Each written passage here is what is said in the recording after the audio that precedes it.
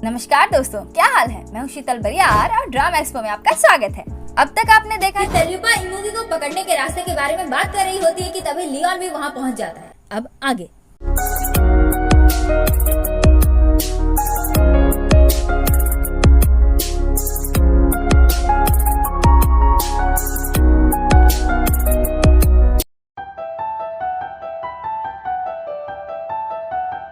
Leone अपने साथ जिया को भी लाया था। उसे देखकर मिस्टर यॉन योंग हैरान हो जाते हैं क्योंकि किसी भी जिंदा इंसान को आफ्टर लाइफ इमिग्रेशन ऑफिस लाना वर्जित है और ये बात लियोन को भी अच्छे से पता है। जिया खुद को उनके सामने इंट्रोड्यूस करती है। तेलुपा गुस्से से लियोन को घूरने लगती है।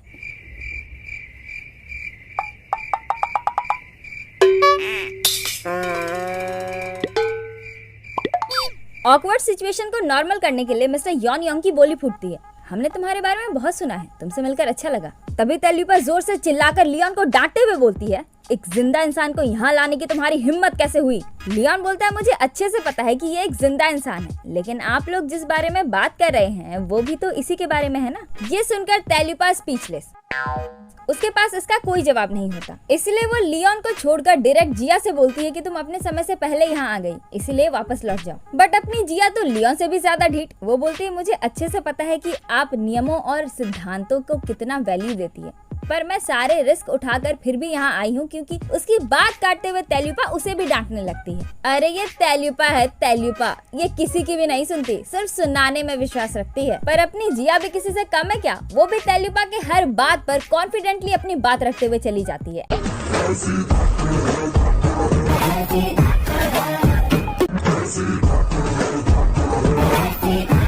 एंड बूम, तेलुपा इज इम्प्रेस्ड। तेलुपा लियोन को बोलती है कि ये बिल्कुल तुम्हारी ही तरह है। लियोन बोलता है, हाँ हम दोनों एक दूसरे के लिए ही बने हैं। एंड नाउ जब situation is under control, mister Yon Yong की खुशी का तो ठिकाना ही नहीं है। तेलुपा बोलती है कि तुम मेरी बातों से बिल्कुल भी नहीं डरी। तेलुपा खुश हुई। बताओ बच्ची, तुम क्या चाहती हो। जिया तुरंत उसके बगल वाले सोफे पर आकर बैठ जाती है और बोलती है, प्लीज मुझे अपना दिव्य दृष्टि उधार दे दीजिए, मैं जानना चाहती हूँ कि मेरे पेरेंट्स कहाँ हैं। तेलुपा बोलती है, मैं ऐसे ही किसी को कुछ नहीं देती। जिया बोलती है, मैं आपसे फ्री में नहीं मांग रही हूँ, जैसे कि तुम्हारे पास कुछ है मुझे देने के लिए। तेलुपा बोलती है। इसके जवाब में जिया बोलती है कि मैं इमोगी को आपके पास लाऊंगी, मैं और लियोन दोनों मिलकर। और इस बात पर लियोन भी अपना सिर हिलाता है। उसके बाद दिखाया जाता है कि जिया और mister Yon Yong after life immigration office के बाहर आते हैं। बाल बाल बच के मैं जिंदा वापस आ गई। डर के मारे तो मेरी हालत ही खराब हो गई थी। वैसे डर के मारे मेरे पैर लड़खड़ाते हुए तो नजर नहीं आ रहे थे ना। मिस्टर यॉन योंग हंसकर बोलते हैं, मुझे तो बिल्कुल भी नहीं लगा कि तुम डरी हुई थी। उसके बाद दोनों बातें करने लगते हैं about Samdo river, gatekeeper, afterlife and blah blah blah. अंदर लियोन और तेलुपा बातें कर रहे होते हैं। लियोन बोलता है, ये तुम्हारा स्टाइल नहीं है ग्रैनी, तुमने तो इमोगी को तबाही करने से पहले ही पत्थर में बदल दिया होता। मुझे अच्छे से याद है कि तुमने उस उत्तरी माउंटेन स्पिरिट को किस तरह से पत्थर में बदल दिया था, वो भी सिर्फ इसलिए क्योंकि वो तुम्हारी नजर में गलत था। तो फिर क्यों, क्या इमोगी कोई एक्सेप्शन है। तेलुपा बोलती है, क्योंकि मैं तुम्हें पागल होता हुआ नहीं देख सकती। लियोन बोलता है, तुम्हारा मतलब क्या है। तेलुपा बोलती है, इमोगी का एक भाग उस लड़की के अंदर है, तुम्हें याद नहीं। लियोन बोलता है, तो जिया को उससे अलग करने का कोई रास्ता है। तेलुपा बोलती है, नहीं, या तो वो मर जाए या इमोगी खुद उसके शरीर को छोड़ दे, तभी वो उससे अलग हो सकती है। लियोन बोलता है, मुझे विश्वास नहीं, जिया के अंदर उसका एक भाग कैसे हो सकता है, तुमने इस बारे में कुछ तो सुना ही होगा ना। तेलुपा बोलती है, तुम्हारी लाख कोशिशों के बाद भी इमोगी जाग ही गया ना, अब उसी तरह उस लड़की की भी कुर्बानी दे दी जाएगी और तुम्हारी बाकी की जिंदगी में भी फिर से सिर्फ दर्द के अलावा और कुछ नहीं बचेगा। यही तुम्हारी किस्मत है लियोन, होनी को कोई नहीं टाल सकता। लियोन भी like, not again with your होनी एंड होनी वाली चिंदीगिरी यार, डोंट यू नो।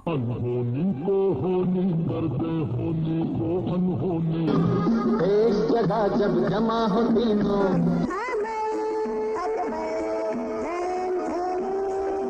लियोन बोलता है, अब समझ में आया कि तुम क्यों नहीं चाहती थी कि मैं उसे दोबारा मिलूं। क्यों तुम शुरू से बोलती रही कि हम दोनों को दोबारा नहीं मिलना चाहिए। तुम नहीं चाहती थी कि मैं फिर से उसी दर्द से गुजरूं, है ना।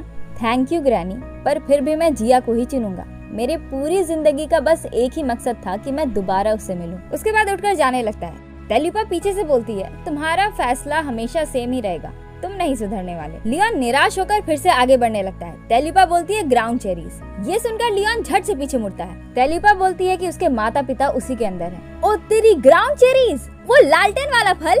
तेरी, जिसे ढूंढा गली गली वो तो फुद्दू के लालटेन में मिली।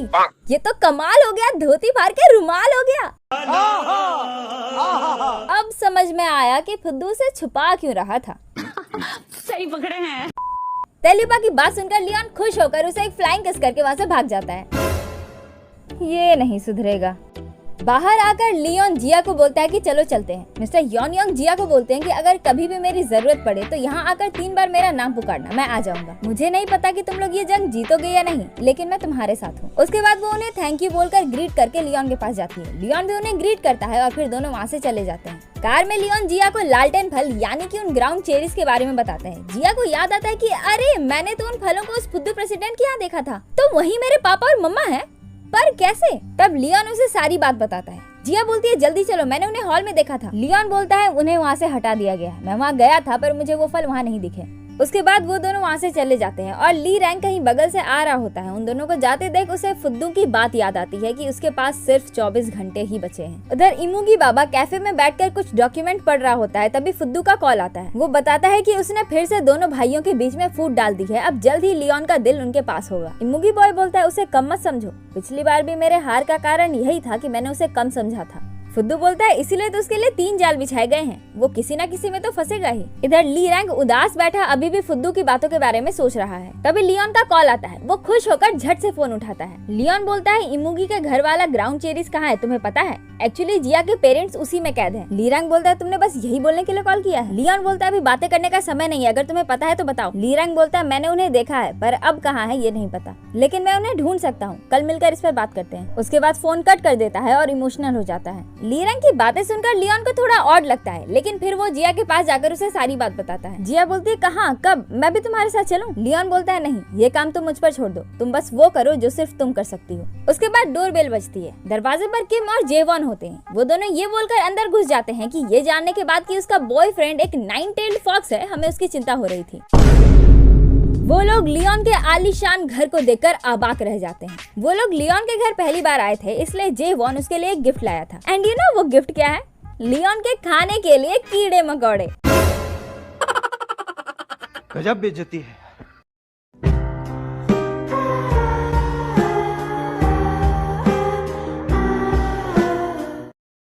उधर ली रैंग बार में बैठा अल्कोहल पीते पीते इस बार तेलुपा की बात याद कर रहा था। हाँ, एक रास्ता है, मौत। सिर्फ मौत ही एक रास्ता है जो किसी भी लोमड़ी को दूसरों के एहसान से आजाद कर सकता है। डैम, इसकी ये यादें एक ही एपिसोड में कितनी बार और कितनी चीजों को याद करेगा ये। बस याद रह जाती है। इधर खाते खाते जिया इन दोनों के सामने फुद्दू प्रेसिडेंट के सारे कांड का कच्चा चिट्ठा खोल देती है। आसान शब्दों में कहे तो जिया इन दोनों को फुद्दू प्रेसिडेंट के बारे में सब कुछ बता देती है। उसके बाद किम लियोन से पूछती है कि तुम कुछ खा क्यों नहीं रहे? तुमने कीड़े मकोड़े भी नहीं खाए और अब तुम ये भी नहीं खा रहे हो, तुम लिवर्स खाते हो क्या? और इसी के साथ एक बार फिर से गजब बेइज्जती है। लियोन बोलता है खाता तो नहीं, पर पता नहीं क्यों अब खाने का मन कर रहा है। Sorry sorry sorry sorry. इधर बहुत सारे सोच विचार के बाद फाइनली ली रैंग इस कंक्लूजन पर आता है कि वो ये काम करेगा, लेकिन वो अपने भाई का दिल नहीं निकाल पाएगा, इसीलिए सिर्फ लियोन को फुद्दू के पास लेकर आएगा और आगे क्या करना है वो फुद्दू देख ले। फुद्दू से वही बेहोश करने वाली दवाई की शीशी देकर बोलता है कि जहाँ मैं बताऊँ उसी जगह पर लियोन को लेकर आ जाना, अभी से हम साथ में काम करेंगे, वैसे तुम आज रात यहाँ सो सकते हो। उसके बाद फुद्दू उठकर अपने रूम जाने लगता है और ली रैंग किसी दूसरे रूम। दूसरे दिन लियोन ली रैंग से मिलने आता है और फुद्दू दूर से उन पर नजर रखे हुआ था। इधर सब लोग बातें करते करते ब्रेकफास्ट कर रहे होते हैं, तभी हेड आकर बोलता है कि आज शाम टेरी के वेलकम के लिए एक डिनर पार्टी होगी, इसीलिए आज शाम कोई भी और कोई दूसरा काम नहीं करेगा। उधर अंदर आकर लियोन बोलता है कि तुम इस जगह पर कैसे? ये फूल पत्तियां तुम्हारे स्टाइल को सूट नहीं करता। ली रैंग बोलता है ये इसीलिए है ताकि तुम हमारे पुराने घर की खुशबू के मजे ले सको। वैसे जाते समय इनमें से कोई भी फूल अपने साथ लेकर जाना, तुम्हारी प्रेमिका को पसंद आएगा। लियोन भी लाइक ओहो क्या बात है, मेरा भाई समझदार हो गया है। नहीं।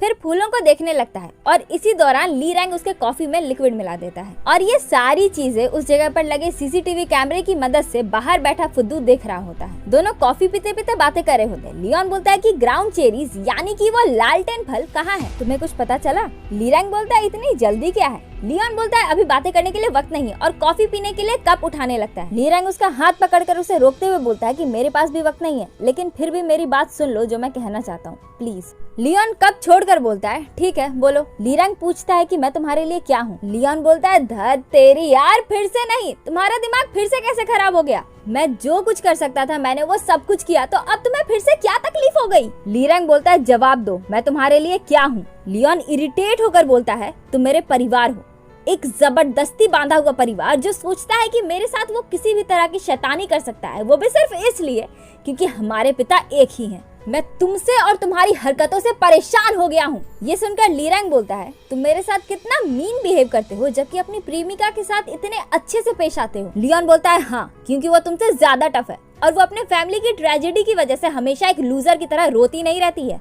उसके बाद ली रैंग थोड़ी और इमोशनल बातें चेपता है, फिर लियोन वो कॉफी पी लेता है और ये देखकर फुद्दू ठहाका मारकर हंसने लगता है। ली रैंग बोलता है पता है जब तुमने मुझे उस दिन उन भुक्खड़ों के जंगल से बचाया था ना, तो मैंने सोचा था कि एक दिन मैं भी तुम्हें बचाने के लिए अपनी जान कुर्बान कर दूंगा, पर मैंने रियलाइज किया कि मैं ऐसा नहीं कर सकता क्योंकि मैं जीना चाहता हूँ और इसीलिए अब तुम्हें मरना होगा बड़े भाई। और एक फ्लावर वास उसके सर पर मारता है। लियोन खड़े होकर बोलता है तुम मुझसे लड़ना चाहते हो? ली रैंग बोलता है नहीं, अगर मैं तुमसे सामने से लड़ूं तो मैं तुमसे नहीं जीत सकता। और यही बोलते बोलते वो शीशी उसकी तरफ फेंकता है। ये देखकर लियोन हैरान हो जाता है। वो समझ जाता है कि कॉफी में इसने कुछ मिलाया था, लेकिन इससे पहले कि वो कुछ कर पाता बेहोशी में जमीन पर गिर जाता है। ली रैंग उसके पास बैठकर बोलता है जितनी चिंता तुम उसकी करते हो, अगर उसका एक भाग भी मेरी चिंता करते ना तो आज मैं ये नहीं करता, कभी नहीं करता। लियोन बोलता है बेवकूफ कहीं के, और गिरकर बेहोश हो जाता है। फिर फुद्दू अंदर आकर चेक करता है कि लियोन सच में बेहोश हुआ है या नहीं। ली रैंग चेयर पर उदास बैठा होता है और फुद्दू कॉल करके इमुगी बॉय को बताता है कि लियोन हमारे हाथ आ गया है। इमुगी बॉय बोलता है मेरे आने तक का इंतजार करो और इस फोन में दोबारा कॉल मत करना। फिर फोन कट करके अंदर चला जाता है। उसके बाद अंदर आके सबके साथ खाने लगता है, फिर बीच में ही उठकर वहाँ से चला जाता है। जिया भी उसके पीछे पीछे जाकर उसे रोक देती है और डांटते हुए बोलती है कि तुम्हें मैनर्स नहीं है, ऐसे बीच में डिनर छोड़कर कौन जाता है, वो भी तब जब खुद उसी के लिए डिनर पार्टी ऑर्गेनाइज की गई हो। मुझे माफ कर दो। ये पहली बार है जब किसी ने इमुगी को डांटा है। बहुत अच्छे जिया, वेरी गुड। चलो कोई तो है जो दी लेजेंड इमुगी बाबा को भी डांट सकता है।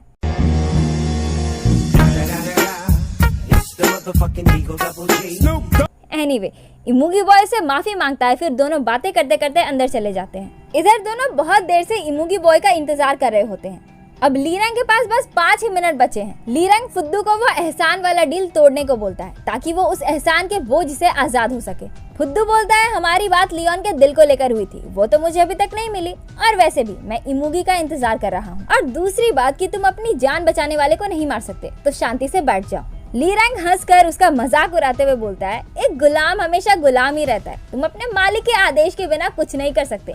तुम एक ऐसे जीव की सेवा कर रहे हो जिसने तुम्हारे पूरे परिवार का खून चूस लिया। बेसिकली इस बार ली रैंग उसे भड़काने की कोशिश कर रहा है ताकि वो जोश जोश में अपने एहसान से उसे आजाद कर दे। And boom, it worked. फुद्दू बोलता है ठीक है मैं तुम्हें आजाद कर दूंगा, पर अपने तरीके से, और खंजर से लियोन के दिल पर प्रहार करने के लिए आगे बढ़ता है। पर यहाँ पर आता है एक अमेजिंग ट्विस्ट जिसने पूरे प्लॉट को ही बदल कर रख दिया। इससे पहले कि वो लियोन पर प्रहार करता, ली रैंग अपने जोरदार पंच के एक वार से उसे उड़ा देता है। ली रैंग बोलता है मैं भले ही बहुत कमीना हूँ, लेकिन मैं तुम्हारी तरह खुद जिंदा रहने के लिए अपने परिवार को कुर्बान नहीं कर सकता। फुद्दू हैरान होकर बोलता है क्या?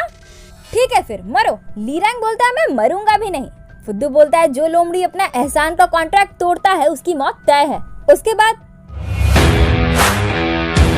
ओ तेरी, ये तो लियोन है। वो हो, मजा आ गया। अभी मजा आएगा ना भिड़ो। लियोन बोलता है जैसा कि तुम देख सकते हो लोमड़ियां भेस भी बदल सकती है। हाँ, भेस बदलना कितना घटिया है, मेरे शान के बिल्कुल खिलाफ, लेकिन फिर भी मुझे तुम्हारी वजह से ये करना पड़ा। तब तक ली रैंग भी उठकर बोलता है मौत के कगार पर भी तुम्हें अपने शान की पड़ी है। लियोन बोलता है तुमने तो कहा था कि तुम कॉफी का सिर्फ एक ही घूंट पियोगे, लेकिन तुम तो घोड़े बेचकर सो गए थे। और ये सब देखकर फुद्दू की फटके 4।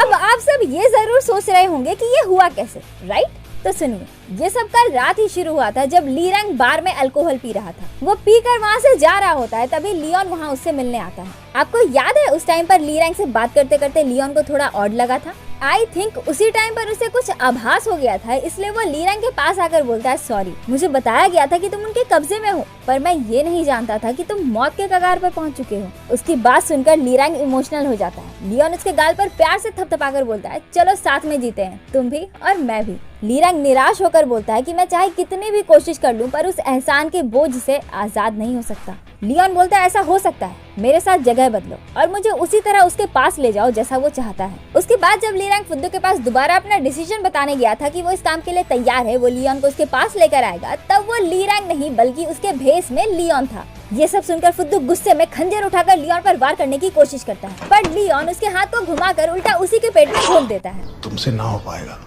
तुमने लियोन को समझ क्या रखा है? हाँ, इवन इमुगी बॉय भी इसके साथ कुछ करने से पहले 100 बार सोचता है और तुम इसे सामने से ही मारने की कोशिश कर रहे थे। हलवा समझा है क्या?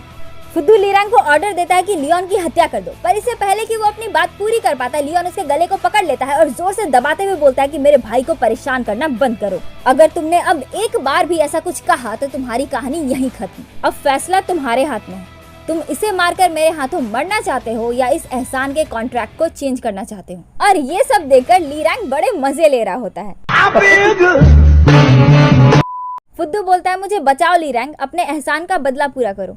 तभी उसके हाथ का वो एहसान वाला रिंग फ्लैश करने लगता है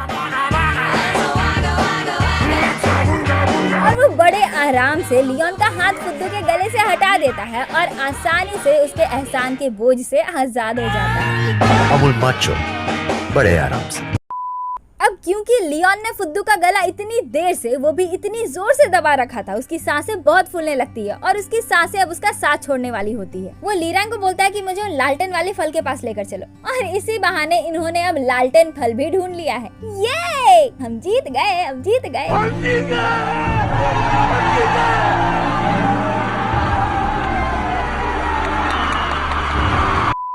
इधर इन सभी का डिनर पार्टी खत्म हो जाता है और इमुगी बॉय जाने के लिए झट से टैक्सी रुकवाता है, पर जिया उसे फिर से रोक लेती है ये बोलकर कि मेरे कार से चलो, मैंने एक प्रोफेशनल ड्राइवर बुलवाया है, बस थोड़ा सा इंतजार करना पड़ेगा। उसके बाद टैक्सी वाले को वहाँ से भगा देती है। इमुगी बॉय जिया से बहुत मासूमियत से पूछता है कि आपका कोई बॉयफ्रेंड है क्या? जिया बोलती है हाँ।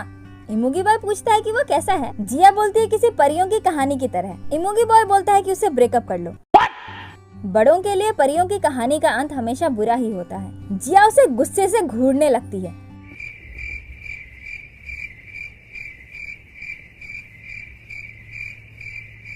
उधर फुद्दू वहाँ से भाग जाता है और लीरैंग का एहसान की निशानी वाला रिंग भी गायब हो जाता है।